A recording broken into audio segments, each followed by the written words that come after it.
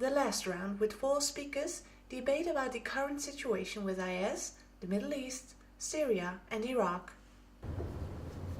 The vast majority of money spent on military force in the entire world, that China and Russia spends is a drop in the basket compared to NATO states and America combined. But somehow, we're not together or even individually, in the case of the United States, responding all that well to this. And I think it comes back to 2 definitions of strategic patience.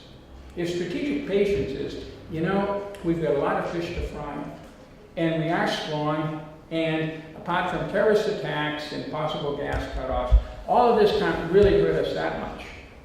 Let's be wary, let's be careful, let's not get excited, let's be like Angela Merkel, take it step by step, or Barack Obama, but not overreact, not make the problem worse. That's not a bad strategy. I might not accept all of it, but I can understand why that is. Under that strategy, for example, now moving out of the Middle East, you would say, okay, if Minsk II doesn't fail, and the Russians need to know this, bang, those anti-tank missiles start flowing into Ukraine. Bang. Germany lifts its hold on NATO actually deploying permanent forces in the Baltics and in Poland. Quid pro quo. Russia wants to find an off-ramp, NATO won't be more aggressive. In the Middle East, President Obama finally says, I will keep troops on in Afghanistan. He keeps on extending the 9,800 we have there, but he still says my policy is to have them all out by the end of 2016. I can't explain why he says that, other than, I'll try to get to this in a second, but he does. Or he will use military force if Iran goes to a nuclear weapon, but this is a war and it's the most terrible thing, thus nobody believes that he's actually going to do this after the red line with Syria that he blinked on. So I fear that there is another strategic patience definition out there that I'll leave you with, and let my colleagues get up here and go into the details of all of this more than I have, because I've just touched on the surface. And that's a strategic patience idea, and I heard a bit of it today from Tony van der Tonk. And not that he's an advocate of it, in fact, I don't think he is, but he used the example of it saying, we all thought that Putin wanted to be just, or Russia wanted to be just like us, and he went on to that a little bit, so I refer you to what he said. I hear this all the time from the Obama administration, on Russia, on Iran, even indirectly on ISIS. That is, these aren't the 21st century. They don't get it. They don't understand the 21st century. 21st century is all about daycare and Silicon Valley and international trade and being creative and having happy lives. And if they can't deliver that to people, whether it's in Mosul or it's in Moscow or it's in, where's an M for Iran? I'll have to say Tehran, then they're basically destined to fall. So don't worry too much about that. And the worst thing it can do is to use military force, and I'm not talking about invading Iraq like Bush did, I'm talking about sending TOW missiles to Ukraine or stationing a few thousand armored troops on the NATO borders in the Baltics, or letting 12-man special forces teams go out with the Iraqi battalions that we're training but not accompanying.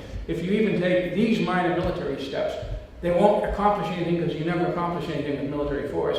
If you're in Europe, you've heard that a lot. And secondly, you'll just provoke the other side, and you will slow down the natural movement towards becoming like us. We need to really worry about this, because my thesis is, from a lot of time out there, mainly in the Middle East, but some in parts of Europe, there's a lot of people out there who don't want to be like us. And there's a lot of people out there who believe that military force does accomplish things. And if you deny that, you're in trouble. And if we deny that, we're in trouble. Thank you. Thank you very much. So I just wanted to talk about some of the main themes in the region, and then also talk about what possibly could be done about it, and sort of the Western approach to these conflicts. It is very clear that the region as we see it now is unraveling, and that the old order is coming apart. Nobody is saying that the old order was a good one, but it was relatively stable for several decades. It's clearly coming apart now, and it's not at all clear what the new order will look like, or when it will come. And in the interim, we face a situation of terrible chaos and conflict and much uncertainty.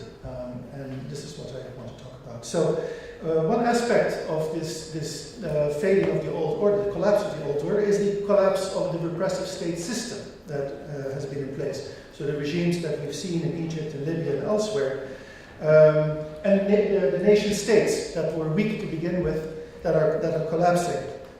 And this has given rise to many countervailing claims by subgroups, subnational groups, be they tribes or in most cases not tribal, political parties and ethnic groups and other subgroups that are pressing forward their identities and are seeking protection in these identities, but that are not at the state level and that clearly have no capacity to impose their own control over the entire territory of these individual states. The second aspect is that the regional pillars that are there, Turkey, Iran, Saudi Arabia, also Israel, but more isolated, are so all of them except Israel and Egypt as well are shifting, are on the move. For a long time they were sort of in a stable relationship. Always were issues, of course, but now clearly we see them on the move because they have to react to the collapsing state system in the region, which is bringing new challenges and new vacuums. And so what we see is proxy wars in the region, where these former pillars are now starting to encroach on each other's spheres of influence. And that is also creating conflict, of course. In fact, again, in these 4, maybe 5 conflicts that I mentioned. Another dynamic at play here is another aspect of the unraveling region is the ethnic and sectarian dynamics that are taking predominance. And in many cases, this began as a self-fulfilling prophecy, where the regimes that were under siege from popular uprisings said, you want to rise up, well, be careful what you wish for, because in fact, what will happen is that these subnational identities will come up and challenge the state, and you will not be protected. We will not be able there to protect you, and you will be vulnerable. But of course, as they were saying it, they were also encouraging it in order to protect themselves by supporting some groups against their challengers. And so it became a self-fulfilling prophecy as they started collapsing, and then you saw all-out conflict between these various subgroups. But we need to be very clear that we are party to the conflicts in the region. I mean, there are Western airplanes bombing the Islamic State in Syria and Iraq. That makes us a party to the conflict. And that means that sometimes we may not entirely see clear, for example, what is really going on. And I would argue that this prism, and I think our 5 minutes, I was just going to attack you, so now you're going to be less. Because our chair, who I thank dearly for introducing me, and it started out by saying that, I hope that the panelists will talk about terrorism, this and that. I think it's the wrong approach. I think it's a very dangerous approach. I'm not saying that we should ignore it, but I think the terrorism is truly a symptom of what we're seeing in the region, and we need to really focus on what is going on on the ground in these countries that is giving rise to terrorism in the first place. It's not some abstract hatred of the United States or some kind of abstract support for the Palestinian cause. There are really deep grievances in these countries that are being addressed in a situation of state collapse. And we need to understand that if we want to actually find an effective response to them. And I think that by being a party to the conflict and focusing on the terrorism, we are effectively missing the larger picture and maybe doing the wrong thing. I think I'm now through, and in question and answer we can talk about how to fix Syria. I'm happy to talk about that. That's a little tiny item. And there was, I think, also a question about what would be the consequences in the region of a deal between P5+1 and Iran, and I'd be happy to address that as well. Thank you. Thank you very much. I was asked to talk on the German perspective vis-à-vis certain conflicts in the Middle East, and since there are so many of them and so many topics, issues, and conflicts in the region, I decided to focus on the most pressing one, the most horrible one, the one we already talked about today, which would be Syria. Germany has 4 main areas of engagement in Syria, or with regard to Syria. It has first area of engagement or level of engagement is diplomatically. Germany has been engaged diplomatically to find a political solution to the crisis. The German foreign minister always kind of stresses that Germany wants to see a political solution to the crisis there. Germany has been part or is part of the Friends of Syria, of London 11. It supported the Geneva negotiations and of course also applied the sanctions to the Syrian regime in the framework of the EU sanctions. The second area of engagement is humanitarian aid. Since the conflict started in 2011, Germany provided more than 850 million euros to Syria, not to the regime, but via relief organizations, UN, UNESCO, NGOs, also political foundations, and about 100 million to Iraq since last year, and that's additionally to the usual development aid to Iraq. And then the third level of engagement is quite huge admittance programs for asylum seekers from Syria and Iraq, really in an unprecedented scale. I think the most important one, or because it's quite new to at least to the German policy with regard to refugees, is an organized program where refugees in the region were selected and then transported to Germany, about 20,000. We had 70,000 applications from Syria for asylum, and overall in the last year more than 200,000 asylum applications, which is more than 60% in comparison to 2013. So we see that is quite an issue in Germany. However, there have been some aspects that made it a little bit more easy, I would say, for the German government, for the German public to decide on that and to accept it, this decision. First of all, you have an alliance of more than 60 countries who engage in the same endeavor, or even in a greater endeavor by flying or doing these airstrikes, which Germany doesn't do. But there are more than 60 countries who go along with us. That's the first thing that reassures us. Then there's this legal improvement of by international law. The United Nations have declared ISIS to be a threat to international peace and security. And the Germans, of course, being often insecure in their own judgment, love to have these decisions by the UN, knowing then that there's somehow this legal improvement.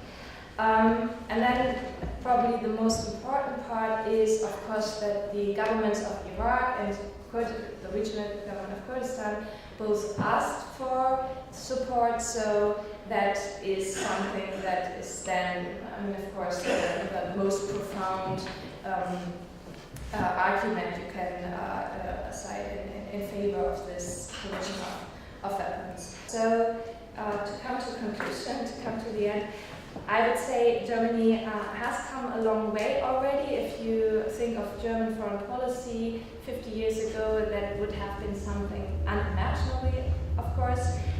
I think that German engagement in the Kurdish region is an excellent initiative, and everything you hear from especially military officers who have been there to train Kurdish Peshmergas, they are really happy and content with the performance of the Kurdish Peshmergas in the training.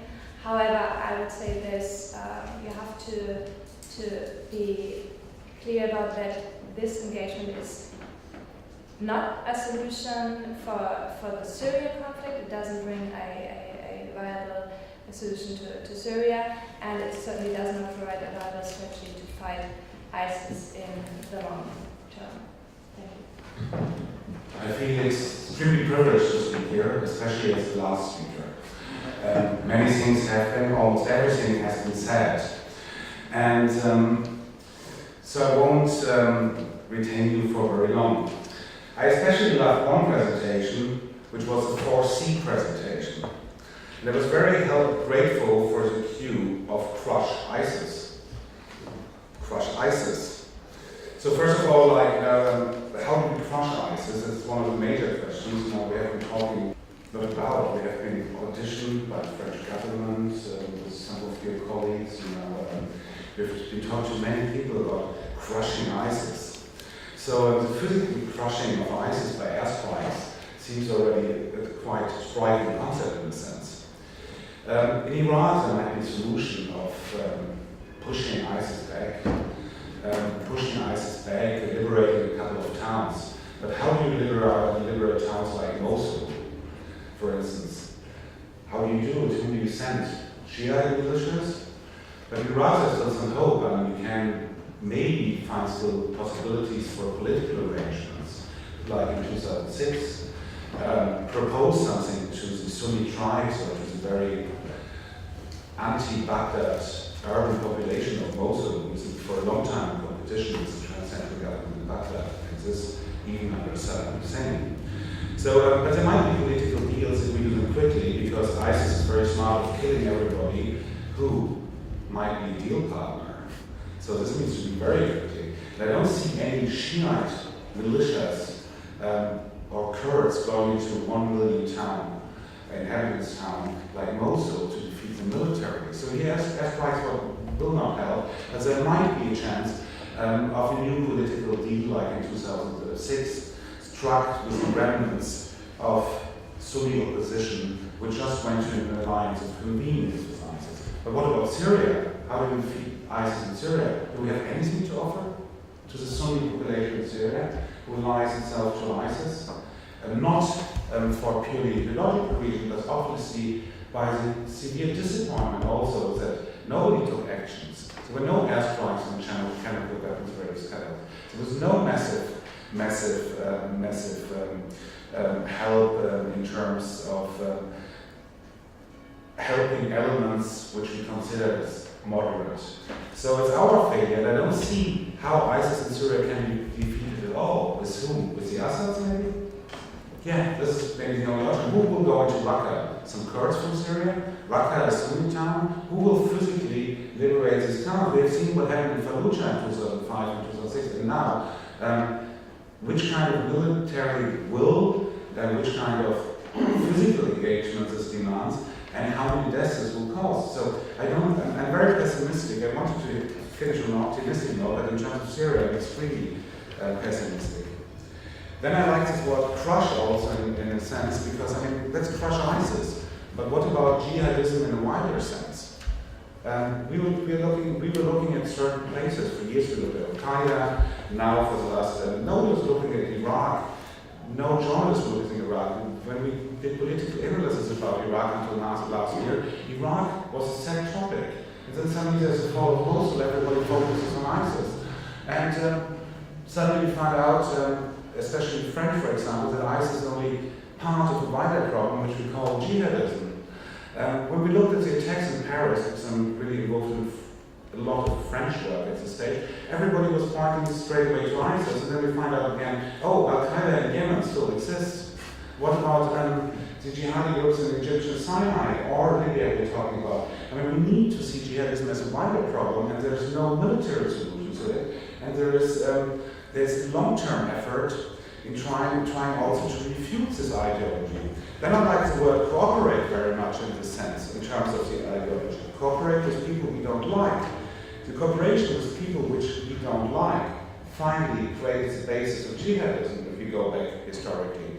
The Saudi-American alliance, Saudi-American Pakistani alliance, created modern jihadism, and I use the third theme for containing somebody, containing the Soviet Union in Afghanistan. It's the birthplace of modern jihadism in an international cooperation alliance with people who don't like and who pushed the intellectual basis and created the actual basis of what we are seeing today. So I think this cooperation, for example, with Saudi Arabia in Yemen today is one of the most dangerous things to do as well.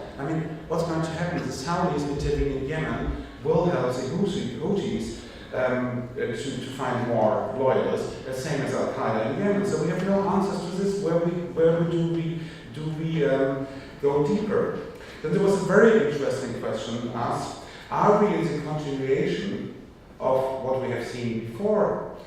Yeah, I think we're in the continuation because jihadism is a phenomenon which is 30 years old, at least, which took